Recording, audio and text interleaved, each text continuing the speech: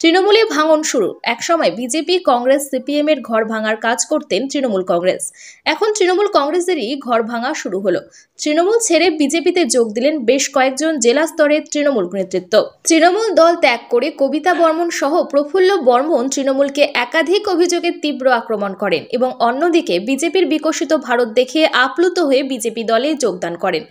এবং তৃণমূলের যে ভরাডুবি, তৃণমূলের যে দুর্নীতি বিভিন্ন রকমের চলছে, সংবাদ মিডিয়া থেকে শুরু করে বিভিন্ন রকম সিডি ইডি হানা, এইগুলো ব্যাপার এবং মানুষ যে বিতস্ত হচ্ছে সেই সমস্ত কারণের দিক থেকে মানুষের কাজের স্বার্থে এবং জনগণের যে উন্নয়ন হবে সেই দিক থেকে তাকিয়ে আমরা আজকে আমি বিজয় দা, সোমনাথ মাস্টার এবং কবিতা বর্মন সহ আমরা কিন্তু বিজেপিতে যোগদান করলাম। মানুষের জন্য কি তৃণমূলে থেকে কাজ করা যাচ্ছিল না? হ্যাঁ, কাজ করা গিয়েছিল। আমি যখন পদে ছিলাম, আমি 2014 সালে কৃষি কর্মাধ্যক্ষ, নিষ্ঠার সহিত কাজ করেছি। জল যখন আমাকে দায়িত্ব যা দিয়েছে আমি কাজ করেছি। 16 থেকে 20 সাল অবধি আমি জেলা ব্লক সভাপতি তৃণমূল কংগ্রেসের, তখনও আমি কাজ করেছি এবং কেউ আমাকে বলতে পারে না প্রফুল্ল ভাই বা প্রফুল্ল বর্মন। আমি এখন তৃণমূলের জেলা পরিষদ যে ডিস্ট্রিক্টের মেম্বার আছি। হ্যাঁ, তবে সেটা অনেক দিনের লিস্ট আছে। জেলা সভাপতি বা বিধায়ক কারোর সাথে কি আপনার মতবিরোধ হয়েছে? মতবিরোধ না, আমার মতবিরোধ ওই রকম না। একটা লোকের সম্মান, যার যেমন একটা সম্মান থাকা দরকার, ঠিক তাকে যোগ্য জায়গায় সম্মান দেওয়া উচিত। আমরা তো টিকিট পাইনি, সেটা দূরে কথা, আমি তো চাইনি। কিন্তু দলের সাথে যে একটা বৈষম্য, দলের সাথে যে বিভিন্ন রকমের একটা সম্পর্ক থাকে, আপন করে নেওয়া তৃণমূল পরিবার, সেই পরিবারটা কিন্তু আমি ব্লক প্রেসিডেন্ট কোঅর্ডিনেটরের ছাড়ার পর, সভাধিপতি ছাড়ার পরে কিন্তু আমার সাথে দল দূরত্ব বজায় রেখে চলেছে এবং এটা একটা লক্ষ্য। আর তাও আমি কিছু বলিনি বা আমরা তৃণমূলের প্রতি নয়, যেমন করেছি তৃণমূলে আমি ভালো করেছি। এখন বিজেপিতে আসলাম, বিজেপির পরিবারে আমি সেভাবে কাজ করি। তৃণমূল ছেড়ে বিজেপিতে যোগ দিলেন বেশ কয়েকজন জেলা স্তরে তৃণমূল নেতৃত্ব। উত্তর দিনাজপুর জেলা পরিষদের প্রাক্তন সভাধিপতি কবিতা বর্মন, হেমতাবাদ তৃণমূল কংগ্রেসের প্রাক্তন ব্লক সভাপতি প্রফুল্ল বর্মন, রায়গঞ্জ পঞ্চায়েত সমিতির প্রাক্তন সদস্য মৌসুমী রায় সিংহ, কর্মাধ্যক্ষ বিজয় সিংহ, এসএসটি সেলের কার্যকারী সভাপতি সোমনাথ মৌমু সহ একাধিক তৃণমূল নেতৃত্ব। তাদের হাতে বিজেপির দলীয় পতাকা তুলে দেন বিজেপি জেলা সভাপতি বাসুদেব সরকার সহ রায়গঞ্জ লোকসভা আসনের বিজেপি প্রার্থী কার্তিক চন্দ্র পাল। আমাদের জেলার রাজনীতির নন ফেস, পরিচিত মুখ শ্রীমতী কবিতা বর্মন।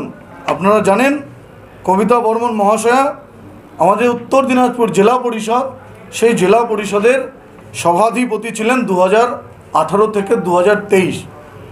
সেই কবিতা বর্মন মহাশয় সাথে প্রফুল্ল বর্মন মহাশয় হেমতাবাদ ব্লক তৃণমূলের সভাপতি ছিলেন, প্রাক্তন সভাপতি, এবং জেলা পরিষদের কর্মাধ্যক্ষ ছিলেন, প্রাক্তন কর্মাধ্যক্ষ মাননীয় প্রফুল্লদা।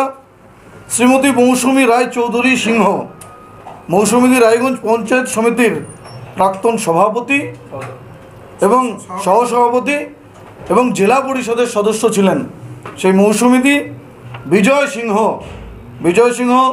বিজয়দা আমাদের মহিপুর যে পঞ্চায়েত, সে পঞ্চায়েতের প্রধান ছিলেন, রায়গঞ্জ পঞ্চায়েত সমিতির কর্মাধ্যক্ষ ছিলেন এবং এর আগেও উনি বিভিন্ন রাজনৈতিক সংগঠনের এসসি এসটি সেলের সভাপতির দায়িত্ব পালন করেছেন তিনি। এবং সোমনাথ মুর্মু জনজাতি আন্দোলনের মুখ, তৃণমূলের এসসি এসটি এবং ওবিসি সেলের ওয়ার্কিং প্রেসিডেন্ট ছিলেন, কার্যকরী সভাপতি ছিলেন।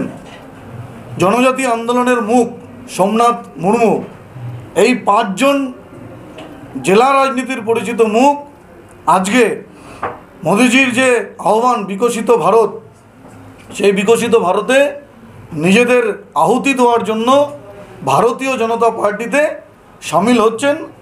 আমরা তাদের হাতে দলীয় পতাকা তুলে দিয়ে আমাদের রায়গঞ্জ লোকসভা কেন্দ্রের মাননীয় প্রার্থী কার্তিক চন্দ্র পালও উপস্থিত রয়েছেন, আমাদের ওবিসি মোর্চার রাজ্য সভাপতি অজিত দাস মহাশয় উপস্থিত রয়েছেন।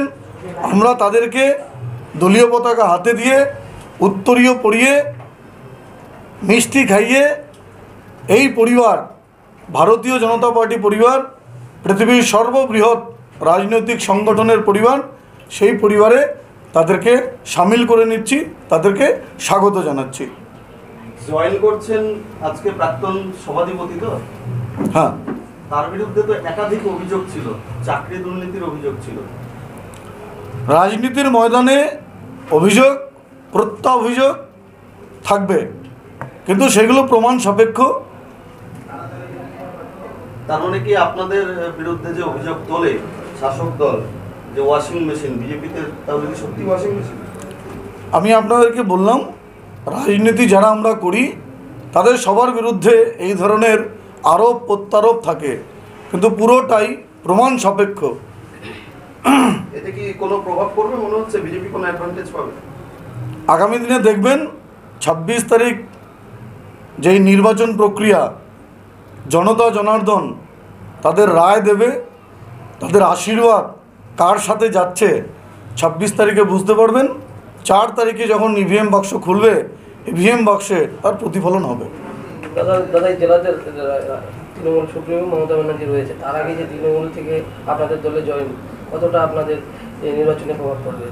দেখুন, তৃণমূল সুপ্রিমো কালকে এসছেন, ন্যায় নীতিকে জাস্ট বুড়ো আঙুল দেখিয়ে, আমি বুড়ো আঙুল দেখিয়ে বলছি, এমসিসিকে বুড়ো আঙুল দেখিয়ে কালকে রায়গঞ্জ শহরে তার র্যালি হয়েছে। তাদের যে র্যালি, তার র্যালির কোনো পূর্ব অনুমতি ছিল না।